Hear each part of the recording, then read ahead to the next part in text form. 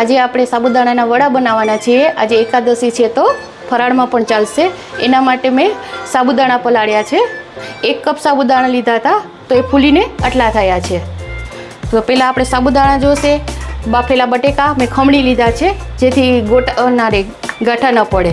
પછી બાઇડિંગ માટે મેં ફરાળી લોટ લીધો છે, સિંગદાણાનો ભૂકો છે, મરી પાવડર છે, લીલા મરચાં, નમક, લીંબુ, કોથમરી અને ટેસ્ટ માટે સાકર, ખાંડ નાખવી હોય તો આપણે નાખી શકીએ છીએ. બાકી તળવા માટે તેલ, આટલું આપણે જોશે. અને તેલ પણ મેં ગરમ થવા મૂકી દીધું છે સ્લો ગેસ ઉપર. તો હવે આપણે ચાલુ કરીશું વિડીયો. પહેલાં આપણે સાબુદાણા લેશું. સાબુદાણા મેં પલાળી દીધા હતા. હવે એમાં આપણે બાફેલા બટાકા નાખીશું. પછી એ મિક્સ કરી એમાં આપણે લીલા મરચાંના ટુકડા અથવા તો આદુ મરચાંની પેસ્ટ પણ નાખી શકાય. મરચાં તીખા છે એટલે થોડું મરી પાવડર થોડોક જ નાખું છું, 1/2 ટીસ્પૂન. નમક આપણા ટેસ્ટ પ્રમાણે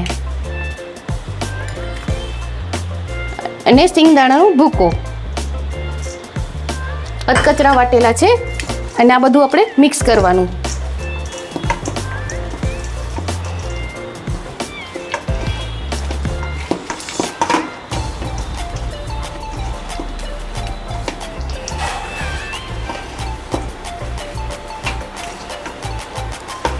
હાથેથી કરીએ તો સરસ મિક્સ થઈ જાય, પણ ચમચીથી એટલું બધું નથી થતું. એટલે હવે એમાં આપણે થોડોક બાઇડિંગ માટે થોડો લોટ નાખતા જશું.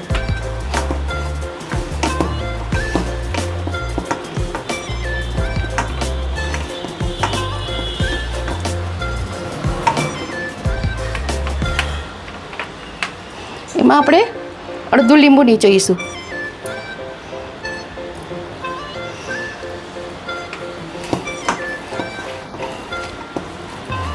અને ટેસ્ટ પ્રમાણે થોડીક સાકર, ખાંડ.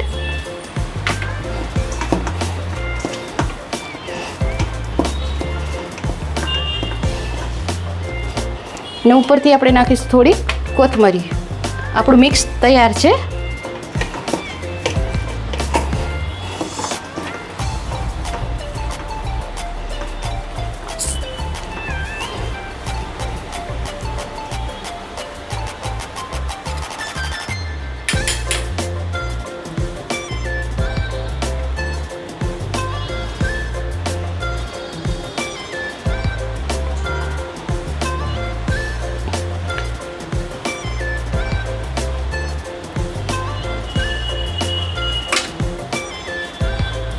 હવે આપણે ચેક કરી લઈએ કે તેલ થઈ ગયું છે આપણું.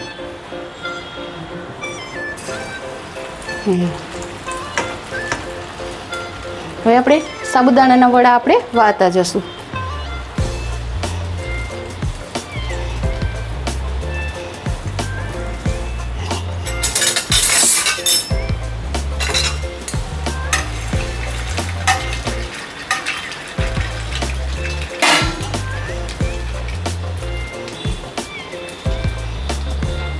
આ સેલો ફ્રાય પણ કરી શકીએ.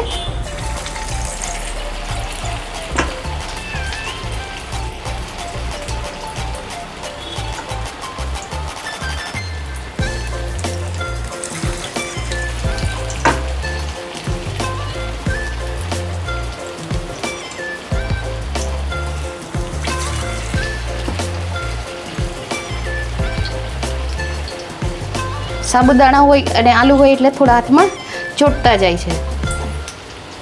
તો એ આવી રીતે આપણે કાઢી લેવાનું અને આમાં આપણે તેલ નાખતું જવાનું.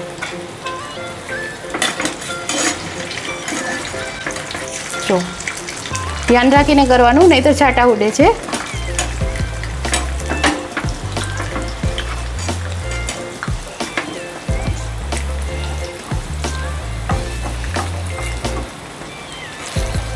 દેખો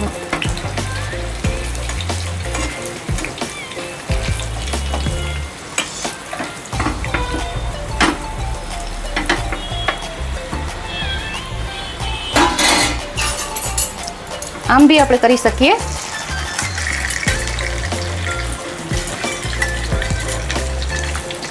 કારણ કે આપણે સેલો ફ્રાય કરી રહ્યા છીએ.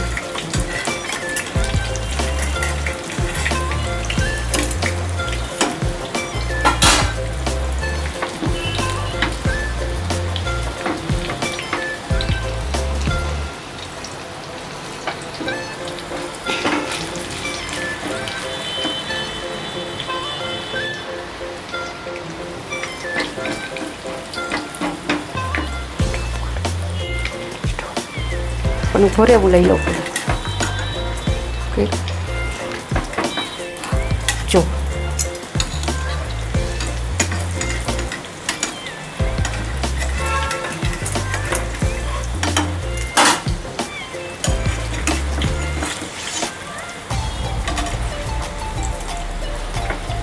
ગેસ થોડો ફાસ્ટ કરીશું.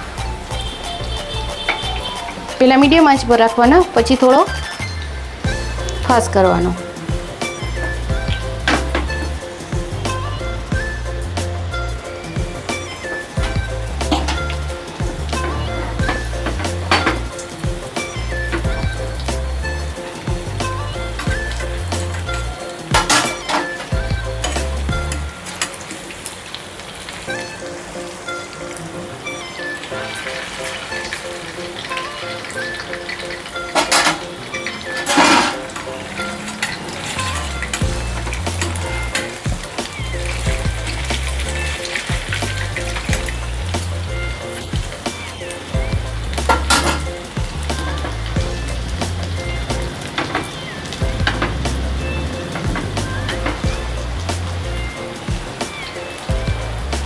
હવે આપણે આ ધીમે ધીમે તળાઈ રહ્યા છે, એટલે સેલો ફ્રાય થઈ રહ્યા છે.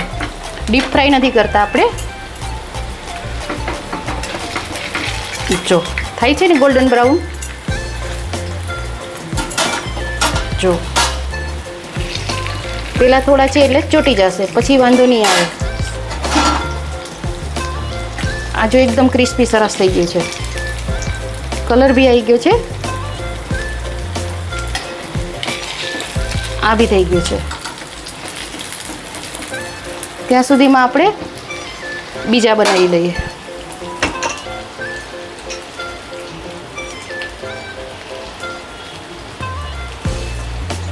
થોડો તેલવાળો હાથ કરવાનો, એટલે આપણા હાથમાં ચોટે નહીં.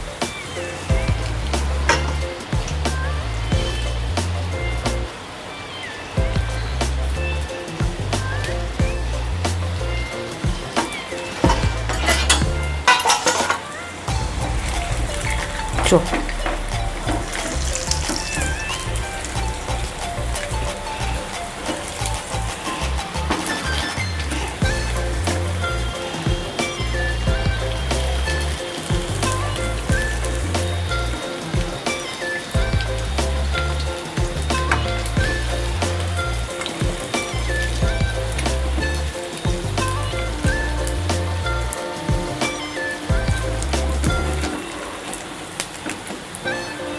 તો આપણા વડા સરસ ગોલ્ડન બ્રાઉન તળાઈ ગયા છે.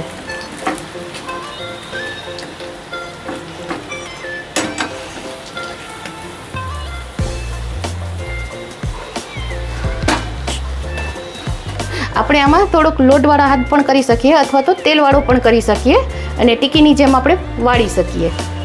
આ જુઓ,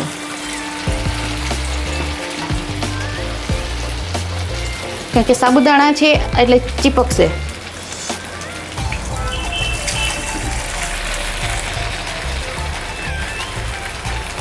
ખાવામાં એકદમ ચટપટા અને સરસ ટેસ્ટી લાગે છે.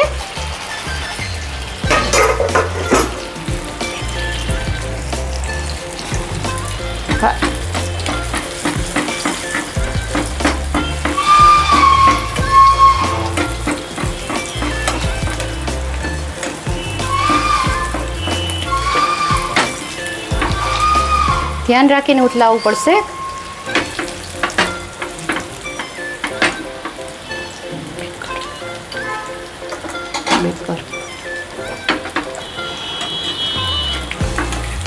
આ જો સરસ ઉથલી ગયો છે.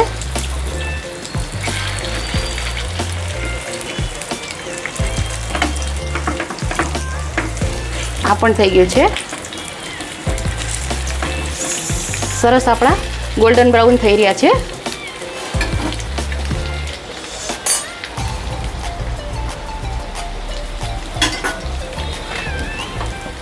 આજે 11 છે તો આ જરૂરથી બધા બનાવજો. સાબુદાણાના વડા એકદમ ઇઝી છે બનાવવા. સાબુદાણા જ ખાલી પલાળવાની તૈયારી કરવાની છે અને બટાકા બાફેલા, પછી તો તુરંત થઈ જશે.